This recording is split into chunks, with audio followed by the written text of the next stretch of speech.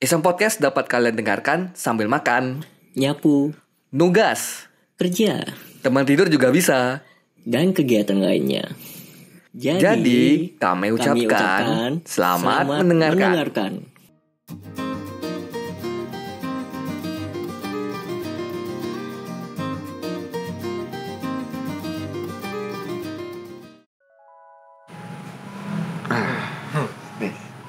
Ini agak menyinggung dari bimbingan belajar ya mas.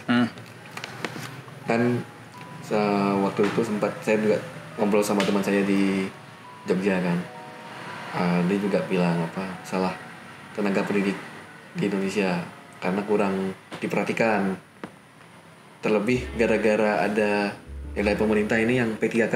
Iya. Itu kan katanya musababnya kenapa ada P3K itu karena ini tidak tahu ya di lapangannya tuh gimana ini saya dapat aja gitu.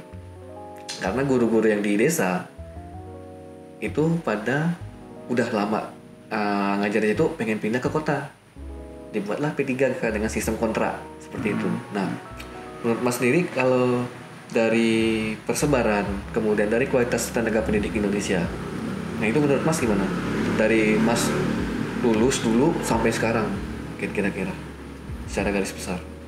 Ya, kalau untuk persebaran kualitas tenaga pendidik ya dalam hal ini guru gitu ya. Memang itu masih terjadi ketimpangan. Ya, ketimpangan yang luar biasa antara guru-guru yang ada di kota, apalagi kota-kota besar dan terkhusus Jawa gitu ya, dengan di daerah-daerah di luar Jawa. Dan kalau di Kalbar sendiri, di pelosok-pelosok itu tentu berbeda sekali. Banyak faktor yang menyebabkan itu terjadi. Salah satu di antaranya adalah kesejahteraan. Nah gitu, karena guru-guru di kampung itu ya yang saya dengar cerita-ceritanya terkadang nyambil gitu. Jadi ngajar itu juga nyambil karena biar bagaimanapun mereka butuh untuk mengisi perut mereka supaya cukup. Nah, tetapi terkadang imbalan yang diberikan ketika mereka itu menekuni bidang pendidikan itu nggak cukup, sehingga harus ya nyambil ngapain ya gitu kan. Jadi iya berkebun ya, jadi tidak profesional jadinya, tidak profesional waktunya, sehingga waktunya itu tidak terfokus untuk meningkatkan kualitas guru gitu ya. Memang pemerataan juga ya. Selain pemerataan, menurut saya pergantian kurikulum juga. Jadi saya tidak anti dengan pergantian kurikulum, justru saya orang yang mendorong terus pergantian kurikulum. Kalau memang itu baik, itu ya terus gitu. Cuman masalahnya adalah kita terframe gitu ya. Tapi bukan sekedar cuman terframe ya, tapi memang faktanya seperti itu. Ganti menteri, ganti kurikulum. Iya, karena kurikulum sekarang kan beda dengan kurikulum yang lama. Jadi itu masalah. Jadi saya termasuk orang yang menyuarakan. Walaupun saya bukan anggota dewan ya, tapi saya terus menyuarakan, mengkampanyekan, dan terus ngomong kalau menteri pendidikan itu menteri yang tidak boleh diganti dalam waktu dekat.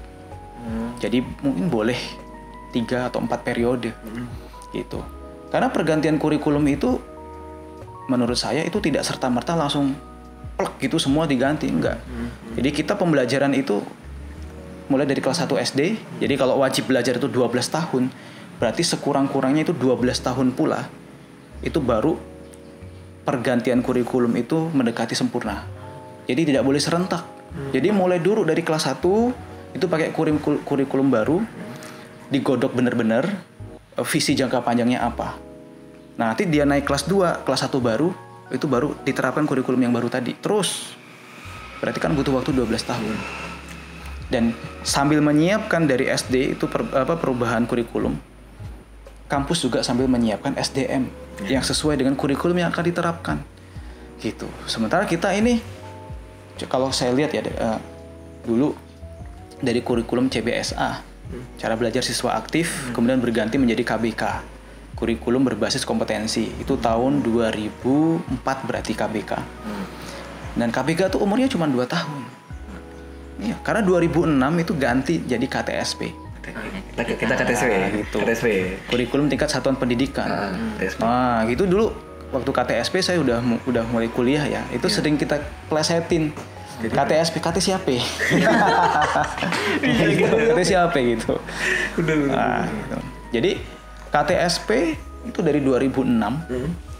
Berarti dari 2006 sampai ke 2013 itu berarti baru 7 tahun ya. Belum 12 tahun. Ya, belum 12 tahun.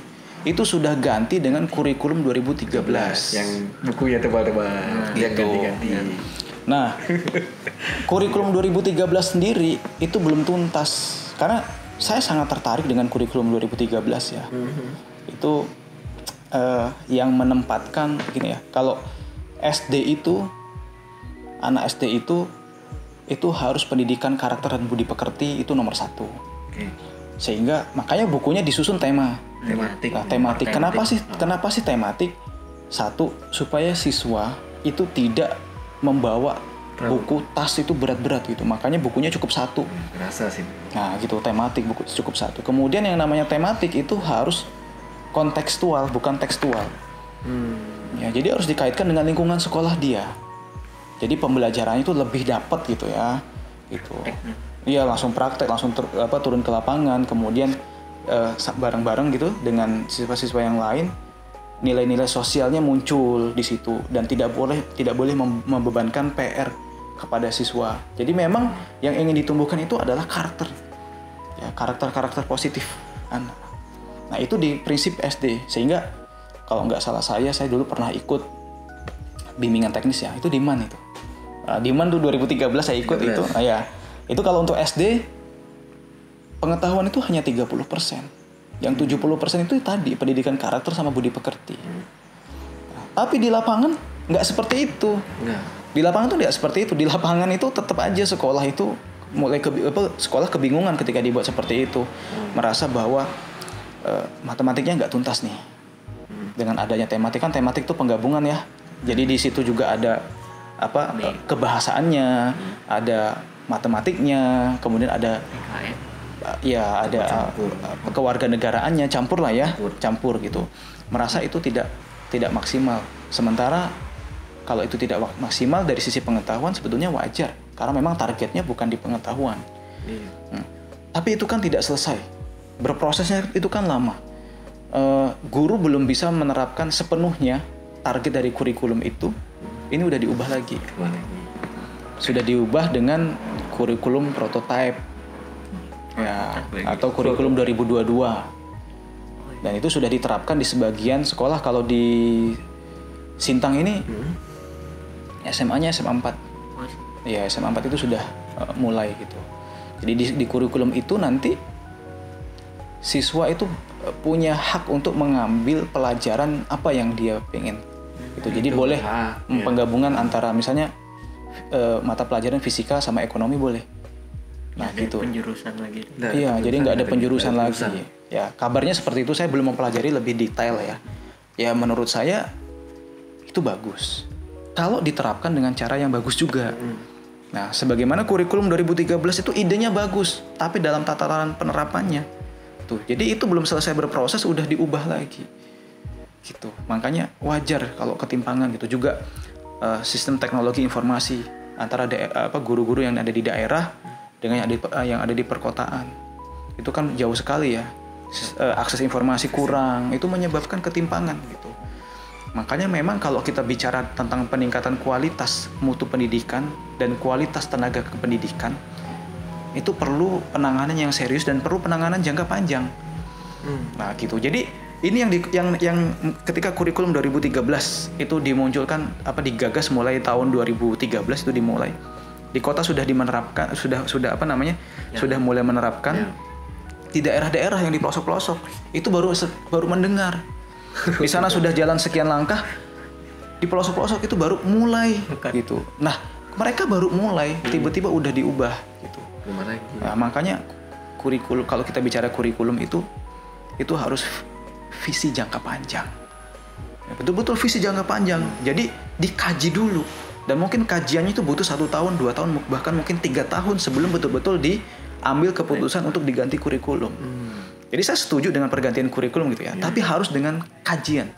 ya panggil para pakar, kemudian dibahas dampaknya, dampak perubahan kurikulum, dampak negatifnya gitu ya.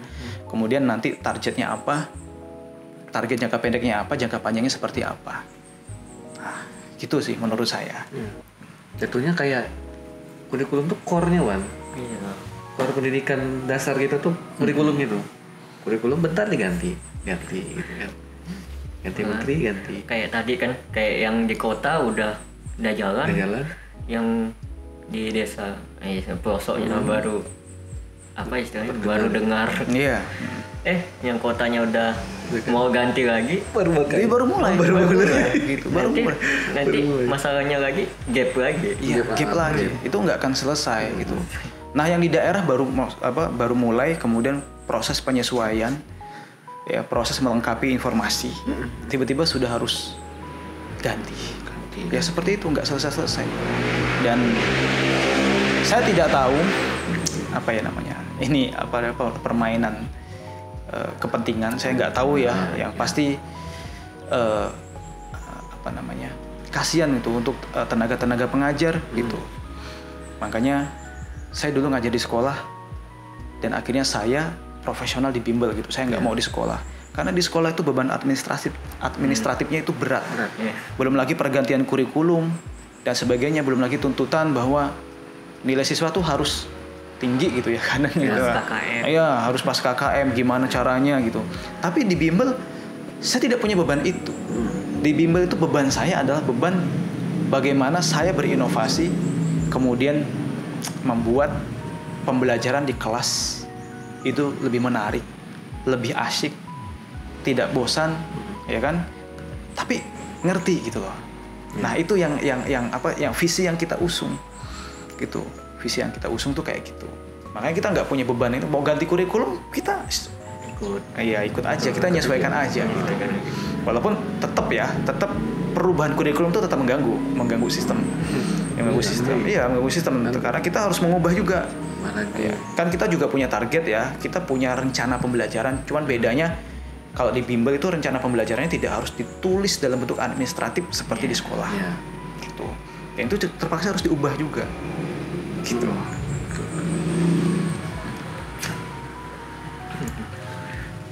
Tadi ada sempat disinggung Mas, yang ini berarti berbicara perguruan tinggi ya, berarti kan juga katanya sempat Mas bilang tadi di perguruan tinggi juga harus ngikutin kurikulum. Tapi memang mereka tuh mengacu kurikulum dari nasional atau memang udah disediakan dari kampusnya gitu Mas?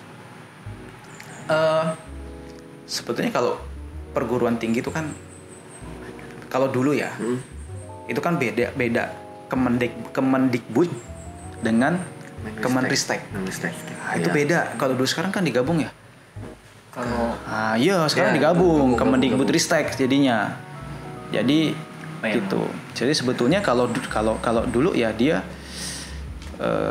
independen sebetulnya kampus itu dengan kurikulumnya. Tetapi kalau untuk pendidikan itu sendiri, artinya bidang guru, itu harus menyesuaikan karena di sana ada mata kuliah telaah kurikulum.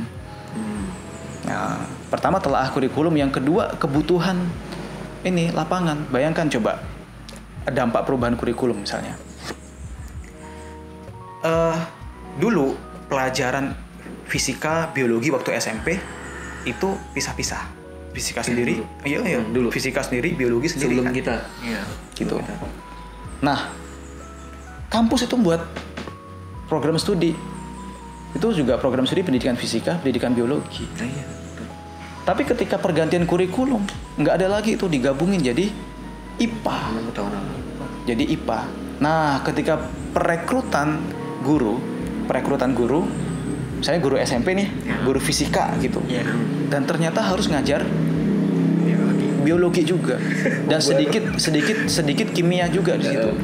Maka kan ini harus butuh penyesuaian yang tidak sebentar, yang itu jatuhnya tidak efektif gitu loh. Makanya saya bilang kurikulum harus jangka panjang, sehingga kampus ya sebagai lembaga yang menyediakan tenaga kependidikan itu harus disiapkan sedemikian rupa menyesuaikan kebutuhan. Itu jangan antara kampus gitu dengan ini beda gitu. Jadi di kampus menyediakan guru jurusan program studi pendidikan geografi, pendidikan ekonomi. Lah, ketika dia harus ngajar SMP, itu nanti ngajarnya IPS. Gabungan tuh sejarah juga. Walaupun itu bisa dipelajari ya. Bisa dipelajari, bisa dibaca, tetapi kan itu makan waktu. Secara kualitas. Gitu. Makan waktu. Nah, itu maksud saya, makanya perguruan tinggi harus disiapkan juga gitu. Walaupun mereka juga juga bisa ke SMP, tapi sebenarnya targetnya tuh SMA. Tuh. Yang kayak misalkan program studi fisika, pendidikan fisika, kimia, itu targetnya sebenarnya SMA. Targetnya SMA karena memang ada kampus itu yang punya program studi sendiri, program studi pendidikan IPA itu ada sendiri. Nah, tetapi terkadang kebutuhan di lapangan, ya kan itu tidak sesuai antara artinya lulusan IPA tuh tidak banyak, sementara yang dibutuhkan banyak. Itu menyebabkan ketika perekrutan tenaga kependidikan jurusan-jurusan biologi ya boleh ngelamar untuk jadi guru IPA gitu, karena memang separuhnya itu bersesuaian gitu. Ya rumit kalau sudah bicara kurikulum gitu. belum selesai juga. Ya. Belum selesai macam. Oke, sebagai penutup Mas, closing statement Mas, silakan. Nah, bebas ini. Bebas. Closing statement bebas. Sambil promosi juga bisa. Nah. sebagai penutup ini buat pelajar di seluruh Indonesia, hendaknya tidak mencukupkan diri belajar di sekolah saja. Ya bukan berarti guru-guru di sekolah tidak hebat. Saya katakan guru-guru di sekolah itu hebat, tapi beban yang begitu berat, beban administratif, belum lagi punya anak di rumah dan sebagainya, itu guru tidak sempat berinovasi ya untuk membuat pembelajaran yang menarik, yang unik gitu ya. Nah, yang membuat itu menjadi simpel gitu. Oleh karena itu perlu pendampingan di luar, dan bimbingan belajar itu menjadi solusi terbaik. Kenapa? Karena bimbingan belajar itu dikelola secara profesional. Nah, ada auditnya, kemudian ada kalau misalnya untuk ini menjaga kualitas instruktur itu apa sih namanya? Supervisi ya, supervisi ya, monitoring ya, monef ya, dan monefnya itu. Jadi saran untuk adik-adik ikut bimbel. Nah, ikut bimbel. Khususnya kalau untuk Primagama kita bahkan menyediakan alat ukur yang dipakai untuk mengukur kemampuan kalian gitu masuk perguruan tinggi negeri gitu. Kan gitu. Jadi kita punya alat ukurnya. Itu sih. Jadi tidak cukup di sekolah, tapi tambah dengan bimbingan belajar. Saya katakan bimbingan belajar karena bimbingan belajar dikelola dengan profesional dan di situ ada monefnya. Gitu. Kalau untuk ini Mas, tenaga pendidik, calon-calon tenaga pendidik. Kalau untuk tenaga pendidiknya, kalau untuk Primagama sendiri ya khusus Sintang, mungkin saya punya kebijakan yang berbeda dengan teman-teman yang lain. Kalau saya itu tidak harus S1. Tapi yang penting punya kemampuan, punya skill. Ya, dia menguasai kontennya, dia menguasai, dan packagingnya dia bagus. Ilmu pelajarannya dia punya, ilmu menyampaikannya dia punya. Walaupun dia hanya seorang mahasiswa yang masih kuliah. Nah, jadi sistem perekrutannya kita bukan tes tertulis, tapi langsung tes di. Bahkan saya pernah menolak sarjana dan mengambil lulusan SMA. Itu pernah. Saya tolak sarjana, saya ngambil lulusan SMA. Itu kalau untuk ini. Kemudian kualitas kita juga kita jaga. Makanya di Primagama itu ada angket, pernah ngisi nggak dulu? Pernah. Ya, angket itu bagaimana siswa disuruh menilai instruktur. Salah satunya itu adalah untuk merefleksikan diri, instruktur itu ngajarnya udah bagus atau belum sih. Kalau dia belum bagus ya kita bina, kita tingkatkan. Kalau yang parah-parah banget itu kita berhentikan, kita ganti. Ya, sekolah nggak ada angket maksudnya. Nah, di sekolah itu kan siswanya yang dinilai. Iya. Gitu. Jadi kalau di bimbel khususnya di Primagama, gurunya yang dinilai. Jadi siswa menilai guru. Gitu. Segitu. Ya, tingkat kepahaman siswa ya dari dulu harusnya gitu ya. Kalau ini Mas, pesan buat mahasiswa pendidikan gitu kan, banyak pendengar kita ini juga mahasiswa juga gitu. Persiapkan dirinya itu apa yang perlu dipersiapkan gitu. Ya pesan-pesan untuk untuk mahasiswa ya, satu, organisasi itu penting menurut saya. Ya, karena biar bagaimanapun semua mahasiswa itu wajib ya, saya katakan wajib punya public speaking yang bagus. Dan biasanya sarananya itu atau alat-alatnya itu ada di organisasi untuk tampil. Jadi kita tampil bukan untuk laga, bukan untuk apa gitu ya, tapi tampil untuk memperkaya diri. Dengan apa? Dengan keterampilan berbicara, karena di mahasiswa lah wajah Indonesia di masa depan gitu. Jadi kalau mahasiswa itu nggak berani tampil, ya disuruh ngomong itu gagap, nah kan gitu kan. Jadi harus memperkaya diri gitu, dari organisasi ataupun seminar-seminar ataupun pelatihan karya ilmiah misalnya, ataupun ada misalnya seminar atau pelatihan entrepreneur, apapun itu yang intinya adalah untuk pengembangan diri. Ayo ikut gitu. Jadi jangan takut untuk mengeluarkan biaya untuk memoles diri menjadi lebih bagus gitu. Termasuk di bidang pendidikan sendiri, ya jangan takut mengajar gitu, mulai dari privat barangkali, dan yang pasti kalau kepengen kualitasnya cepet naik itu ikut bimbel. Nah, ikut bimbel, karena saya dulu pernah dikritik, dan saya dulu pernah dikritik ketika ngajar di Primagama. Saya dikritik ini, saya itu menggantikan adik tingkat saya mengajar di Primagama. Jadi sama-sama ngajar di Primagama, cuman adik tingkat saya itu dipindah ke posisi lain gitu. Jadi saya menggantikan, padahal saya senior dan saya ketua himpunan pada saat itu. Sudah terbiasa ngomong, kemudian ya cukup punya prestasi, tapi begitu ngajar di kelas saya dikritik habis-habisan. Bahkan diangket itu, kami tidak mau diajar Mas Yoyo. Wah, itu sakitnya tuh sampai di sini. Sakitnya sampai di sini. Saya sudah mengalami fase itu, dan ternyata dengan kritik itu membangun. Dan hari ini kalau diangket nih di Primagama, siapa tentor yang dianggap paling baik mengajar, itu saya. Bahkan kemarin saya sempat ada angket untuk tentor Primagama, itu tentor terbaik. Ya, tentor terbaik di atas 50%, bahkan 64% itu memilih saya. Sementara berarti kan kurang dari 50% itu dibagi dengan teman-teman yang lain. Nah, dan saya sudah mengalami fase di mana saya dikritik habis-habisan. Jadi pesan untuk mahasiswa, khususnya untuk mahasiswa pendidikan gitu, jangan takut untuk mencoba dan ikut bimbel. Ya, kalau pengen meningkatkan kualitas, ya gitu. Oke. Menarik sekali. Menarik banget lah. Oke, jadi buat teman-teman mungkin bisa bisa diambil hikmahnya ya, diambil manfaatnya. Tadi udah banyak nih, daging semua nih sih ini. Daging semua nih. Kopi puasa. Ya puasa sih ya. Oke. Terima kasih buat Mas Yoyo yang udah meluangkan waktunya bagi bersama kami.